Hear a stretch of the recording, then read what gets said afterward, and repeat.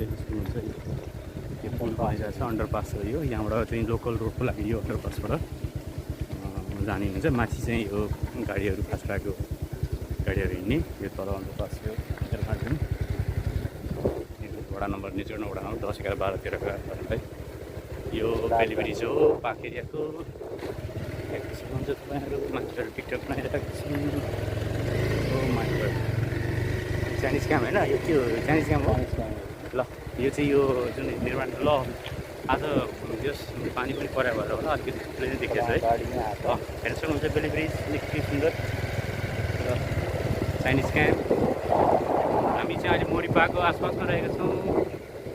र hill area देख्न सक्नुहुन्छ निकै नै सुन्दर बक्रिया खोला आज निकै नै ठुलो भएर आज देखिन्छ पानी मात्र पर्या होला सायद यो चाहिँ पार्क जाने रोड हो बिच हेरौँ होइन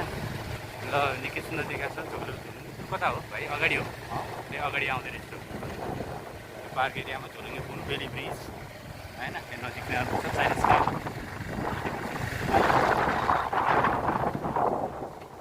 साथीहरू अहिले हामी मोरी पार्क एरियामा छौँ सायद त्यो होटेल हुनुपर्छ होइन यहाँ होटेल छ एरिया यताबाट देख्न सक्नुहुन्छ यो पास्टाको यो चाहिँ चाइनिज क्याम्प हो दोस्रो यहाँ चाहिँ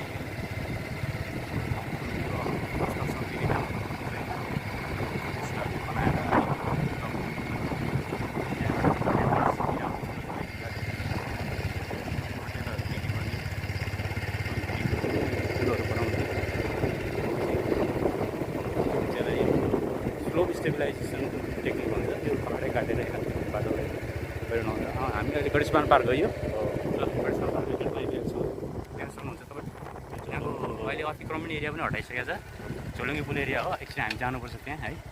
अब के गर्ने बाइक यता साइडमा पार्क गर्ने कि ल म चाहिँ यहाँ हेर्न सक्नुहुन्छ तपाईँहरू यो पार्क एरिया गणेशमान पार्क हो यो सबै एरिया चाहिँ पिकनिक स्पटको लागि चर्चित छ यो आन्तरिक तथा बाह्य पर्यटकहरूको लागि पनि निकै सुन्दर सबै व्यवस्था छ भित्र बत्ती पानी अति नै उत्कृष्ट ठाउँ छ यो यहाँबाट शीतल एरिया गर्मीको बेलामा र यो माथिको चाहिँ तपाईँले निर्माणधीन काठमाडौँ नेचर फास्ट ट्र्याकको एरिया हो यहाँबाट माथिबाट 4 लेनको हाइवे बन्दैछ एसियन स्ट्यान्डर्डको र त्यसको जस्ट तल यो पार्क एरिया रहेको छ यो निकै ठुलो एरिया छ म तपाईँलाई अब झोलुङ्गे पुलतर्फ लगिरहेको छु यो पार्क नजिकै रहेको बक्या रिभर माथि बनाएको झोलुङ्गे पुल यो वारिपारि उता मकवानपुर एरियाका साथीहरूलाई यता बारा जोड्ने काम